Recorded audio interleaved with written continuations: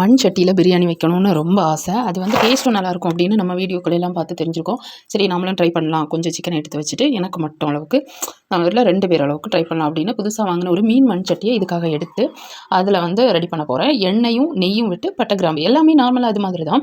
எல்லாமே அளவு கொஞ்சம் ஒரு ஆள் இல்லை 2 பேர் சாப்பிட்ற அளவுக்கு கொஞ்சமாக இந்த நாள் சண்டே உள்ள சிக்கன் எடுத்து வச்சுட்டு வீட்டில் உள்ள திங்ஸ் வச்சு ஆஸ் யூஷுவல் வெங்காயம், தக்காளி, அப்புறம் இஞ்சி பூண்டு போட்டதுக்கப்புறமா கொத்தமல்லி போட்டு எடுத்து வச்சுருந்தா கொஞ்சம் 1/4 கிலோ சிக்கன் வச்சுக்கலாம். 1/4 கிலோ சிக்கன் வந்து நல்லா மசாலாலாம் போட்டு ஊற வச்சுருந்ததை ஃப்ரிட்ஜில் வச்சுருந்து அதை வந்து இப்போ எடுத்து இது பண்ணியாச்சு.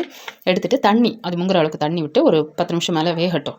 சிக்கன்லேயே கொஞ்சம் குக்கரில் அதனால் கொஞ்சம் நேரம் கூட எடுக்கும். இது வெந்ததுக்கப்புறமா இப்போ பார்த்தா தெரியும் நல்லா இதெல்லாம் சதையெல்லாம் நல்லா வெந்து பிரிஞ்சு வந்திருக்கு.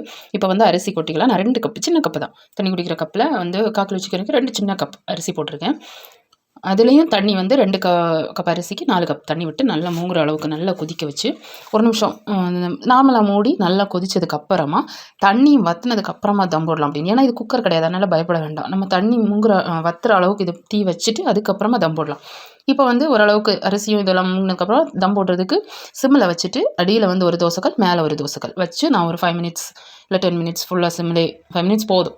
மேலே ஒரு பெரிய தோசைக்கல் அடியில் ஒரு நார்மல் சின்ன தோசைக்கல் வச்சுட்டு இதை போய் எடுத்து பார்க்குறேன். வாசனை வந்து தூக்குதுன்னு தான் சொல்லணும். அப்படி சூப்பராக இருந்து பார்க்கும்போதே சாப்பிட்ணுன்னு ஆசையாக இருக்கும்.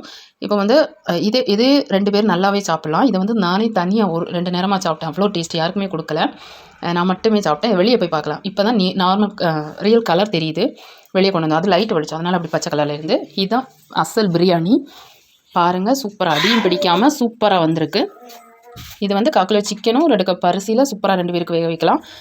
அவ்வளோதான், இந்த ரெசிபி முடிஞ்சிட்டு. இதே போல் நிறைய ரெசிபி பார்க்கணுன்னா இந்த சேனலை சப்ஸ்கிரைப் பண்ணுங்கள், லைக் பண்ணுங்கள், ஷேர் பண்ணுங்கள், கமெண்ட் பண்ணுங்கள். Thank you so much. பாய்.